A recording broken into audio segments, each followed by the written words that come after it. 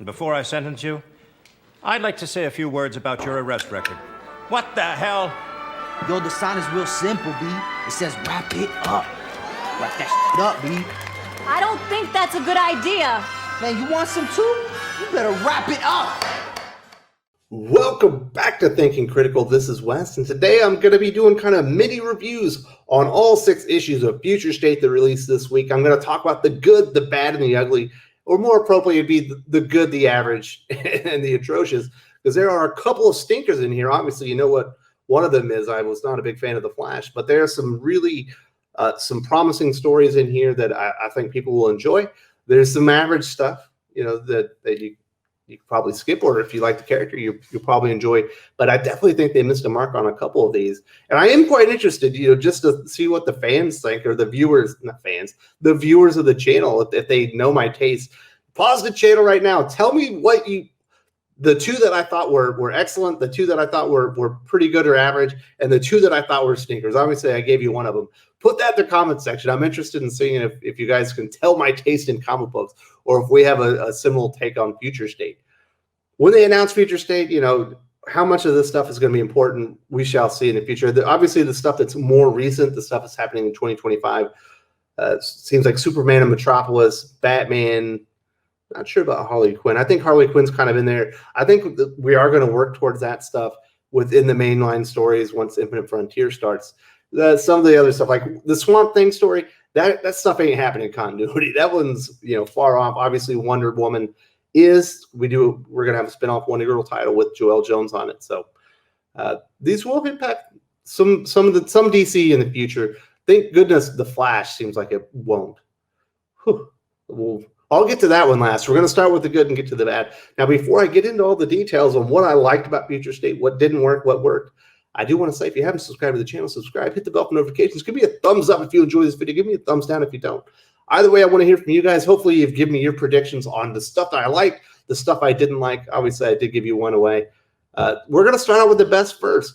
And this was probably the Future State title I was most looking forward to. I thought I had the best creative team. And it is Swamp Thing by Ram V and Mike Perkins.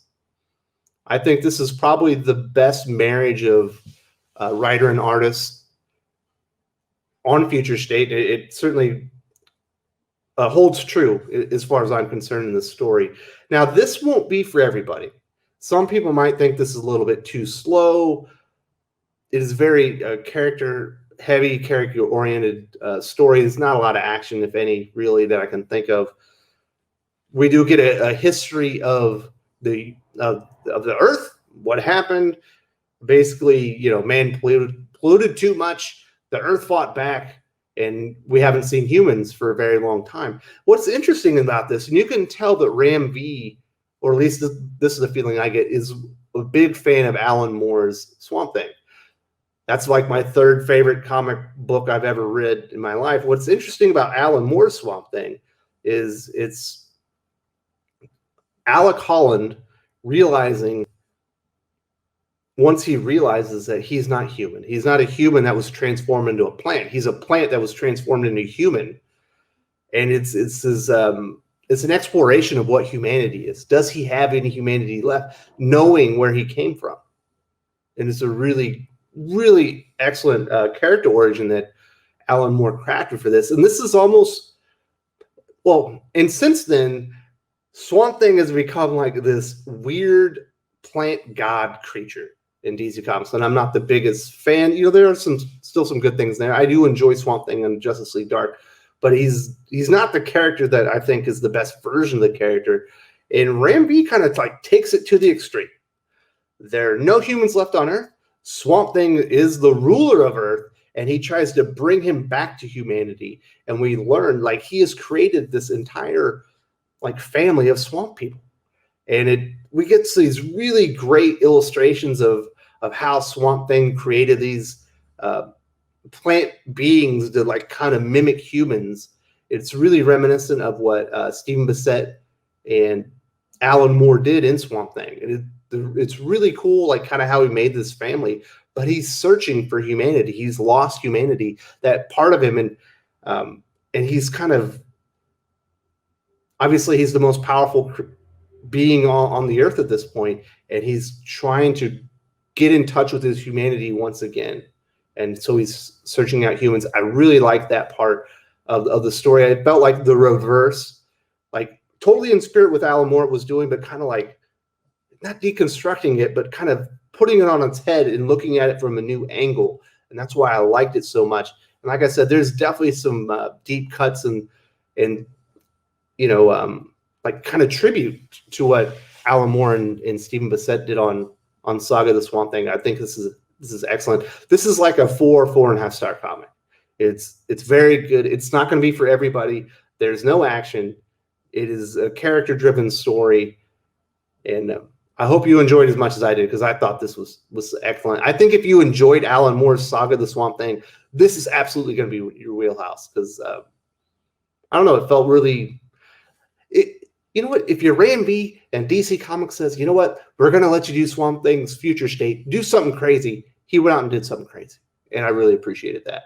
Now, the next comic that I thought was better than the rest and has a lot of potential, some people might find this surprising, is actually Joelle Jones' Wonder Woman.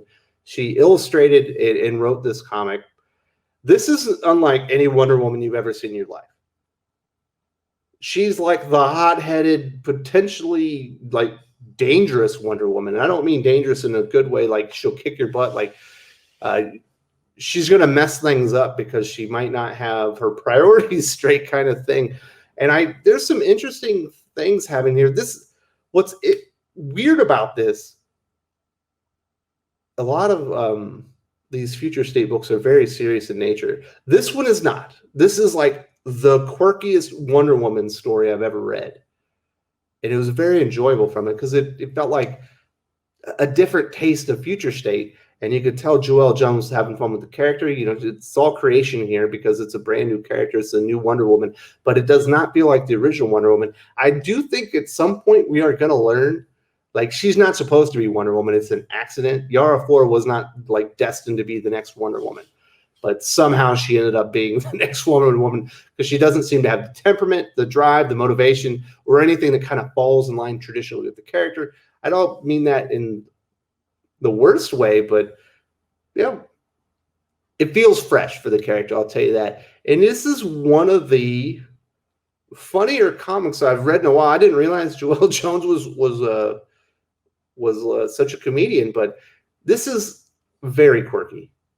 At one point, Yara Flor needs to get into hell, or no, she needs to visit the underworld so she can go and rescue one of her sisters. And so they end up like in this weird subway system and having to and the person that's smuggling her through is like trying to use their like miles for a cheaper fare for upgrade in their seat and stuff. It's really strange stuff. It does play on some of the more traditional lore as far as underworld travel and stuff like that.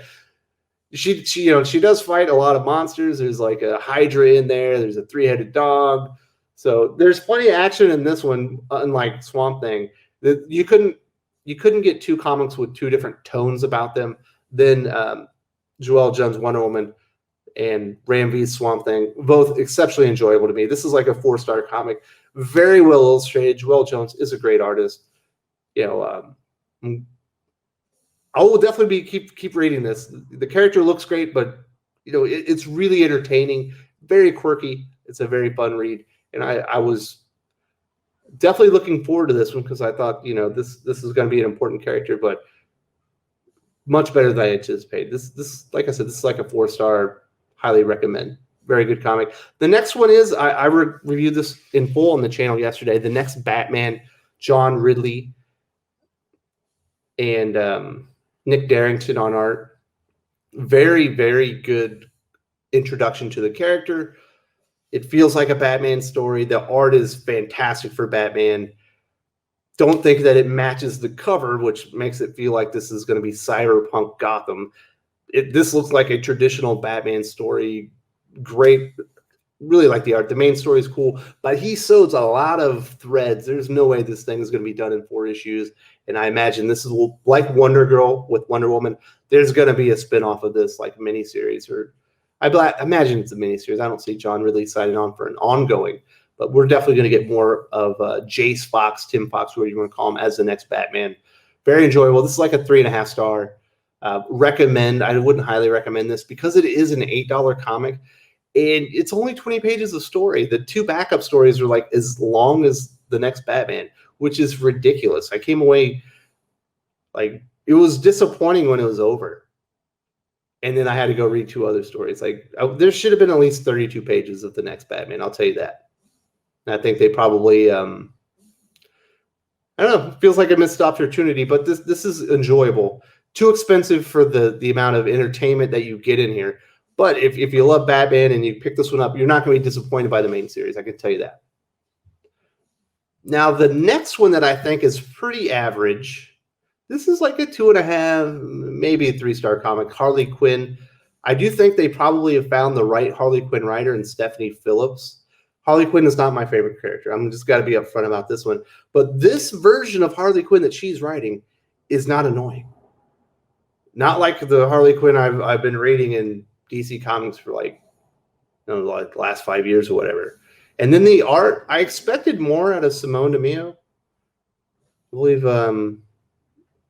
came over from Power Rangers. Obviously, is on We Only Find Them When They're Dead, like the sci-fi series from Al Ewing. But it's strange. Now the aesthetic matches the cover. It does, but it's really blurry, and I found it really hard to keep up with what was happening whenever there was action. Even when there's not action, like this scene on the right, like I don't understand. Okay, I don't know what the footsteps are for, but I just expected more from the art because I am a big fan of the artist, but. This is an enjoyable version of Harley, and it's a pretty interesting story. Although it is a bit cliched now that Harley Quinn is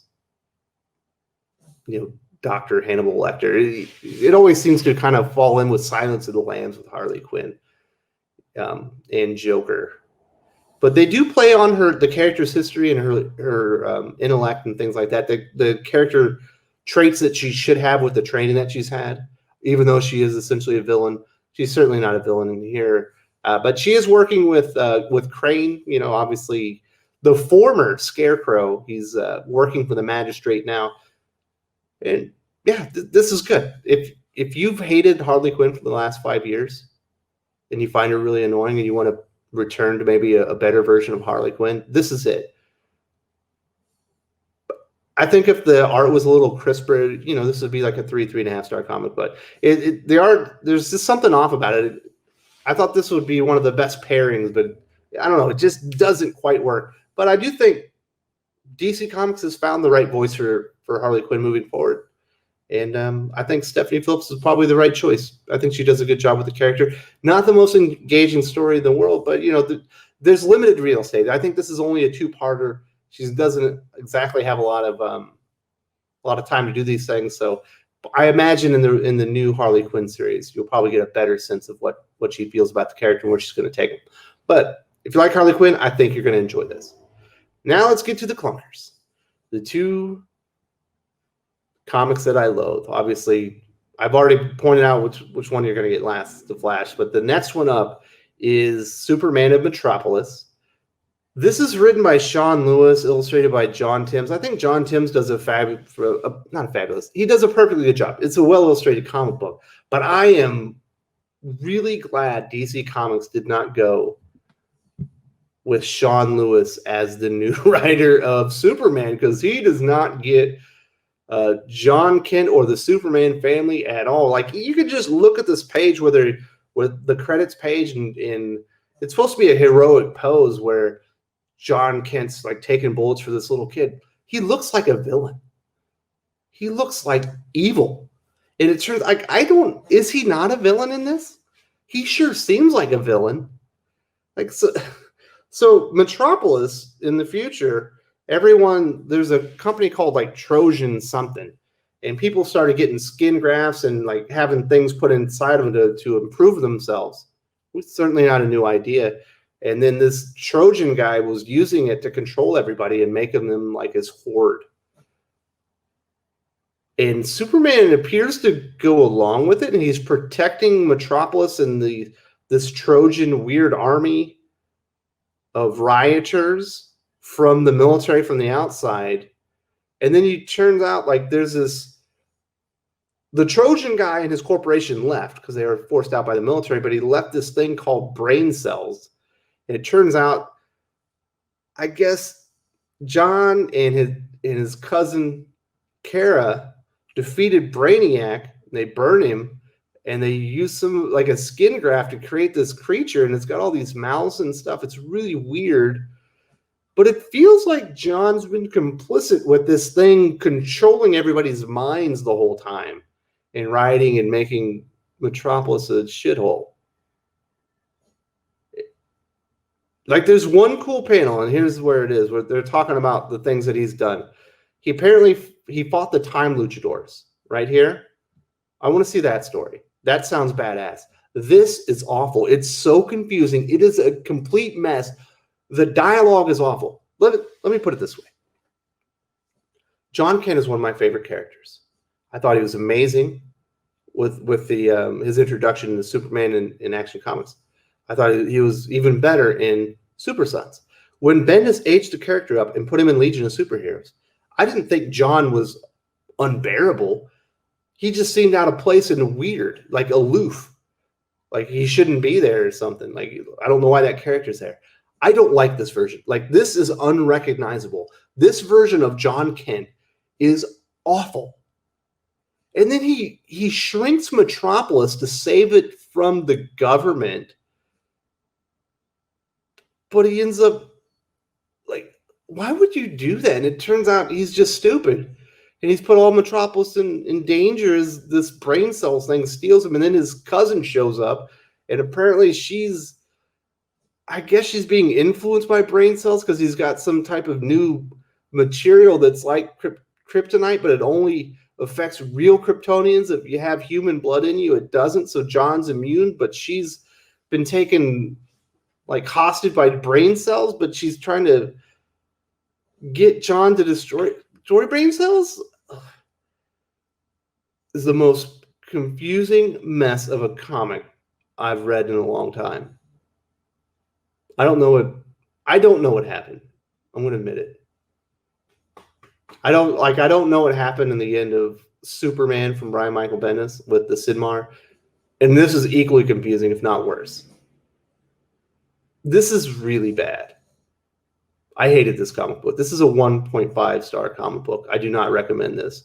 Nobody should be reading this. And Sean Lewis should never write a comic book for DC again. In my opinion. John Timms, the artist, perfectly fine, whatever, bring him back. But this dude, like, don't ever touch John Kent again because you do not know what you're doing. You turn one of the most likable characters in the entire DC universe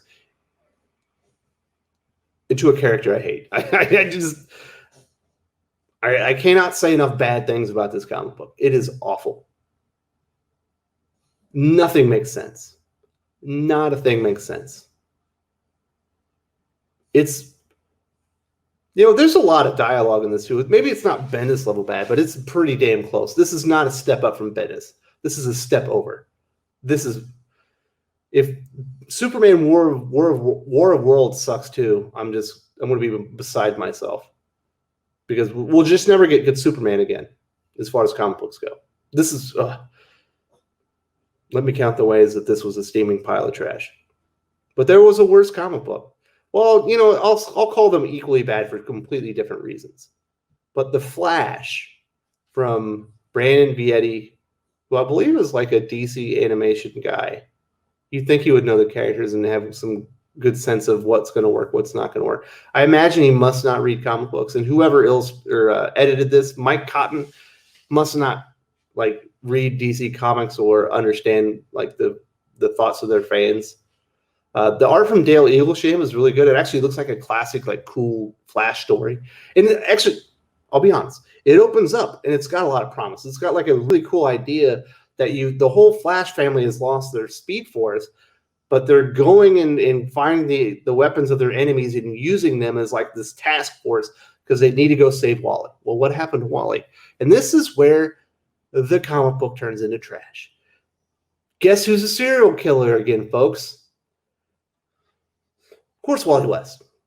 What did Wally West ever do to these guys? What did he do to you, Mike Cotton? What did he do to you, Alex Carr? What did he do to you, Brandon Bietti? What did he do to you, Jim Lee? Like, can you find another speedster to turn into a raving, murderous lunatic than Wally West? Has the character not been through enough?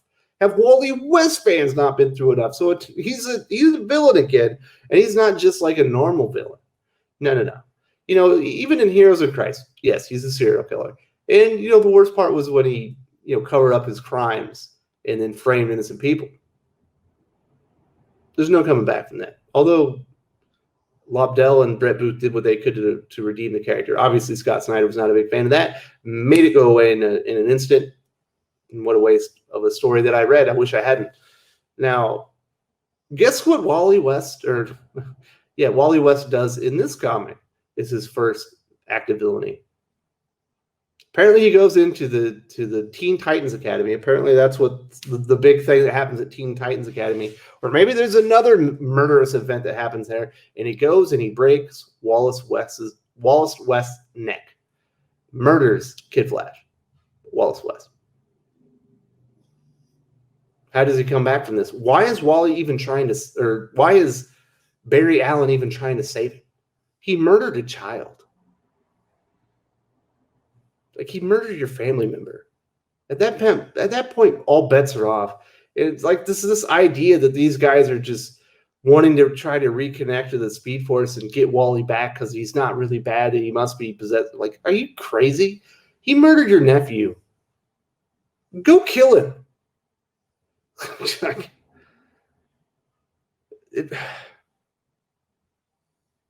And then we do lose quite a few Flash members in this. We lose one of my favorite Flash characters, Impulse, Bart Allen. He dies here in the opening credits here as they're getting this mechanism so they can connect to Wally West. And when they finally do that, it turns out that Wally West is, I guess he's possessed by like one of the Four Horsemen. I believe it's Pestilence, but I might be incorrect. And then he murders Jay Garrick using that thing. Like, how many people does this guy have to murder? Like, why would you even be trying to save him? You should be trying to save yourselves from him. This sucks. This is really bad. What a waste of great art. And a really cool concept to open the book. We got this cool concept, just right back into Wally West's psychotic murderer. I hated this comic book. I originally thought this was a 1.5 star comic. I'm going to downgrade it due to the fact that we just saw this shit in Heroes of Crisis. Whatever. This is a 1 star comic. I don't recommend this. This is bad. But if you're going to read one of them, read Superman and Metropolis, which is also hideous. So those are the two clunkers. I do not like those comic books whatsoever. I think those were utter garbage, if I'm being completely honest. Definitely not the best best foot forward for DC Comics. So better week than I anticipated. There's some really good stories in here. I think what Ram V is doing on Swamp Thing, like, if you enjoyed Alan Moore's Saga of the Swamp Thing, I think you're going to love it. I think it really, like, you can tell he has a deep appreciation for what Alan Moore would do with the Swamp Thing. He also has a deep understanding of what DC Comics has done with the Swamp Thing since then, and he's kind of like walking it back and kind of telling the story backwards, which I think is really cool. The other ones, I think the Wonder Woman comic, really weird. It's really quirky. Not exactly what I expected, but it's really enjoyable. It's a fun comic book. I also think people enjoy the next Batman, but for $8, you do not get much bang for your buck. That is an atrocious price point for 20 pages of good story and some backup stuff that you weren't interested to begin with. Harley Quinn, I think if you're a fan of the character, you'll probably enjoy that. Definitely the best Harley I've read in a long time, just as far as the way the characters were depicted. But Superman and Metropolis and Flash were utter trash. Just awful comic books. I hated them so much. If you disagree with me, I'd love to hear why. Maybe you were a big fan of Superman and Metropolis. Maybe you thought the Flash was amazing. I disagree with you, but we're still friends. That does not mean we can't be friends. It just means we have a simple disagreement over some Future State comics. But I definitely want to hear your thoughts. You know, what did you guys think about on Future State? I hope some of you got the order right. I'm sure some of you did. Probably could have figured out that I wasn't going to like that Superman story either. So I don't really enjoy doing this. Obviously, tomorrow I will be reviewing Generations Shattered here on the channel. Probably will be talking about Future State on Comics Aficionados. And I don't know, trying to get some Star Wars. I want to talk about some of the Star Wars stuff, but I haven't been able to have time for it yet. So that might be coming up too. I'll see y'all later.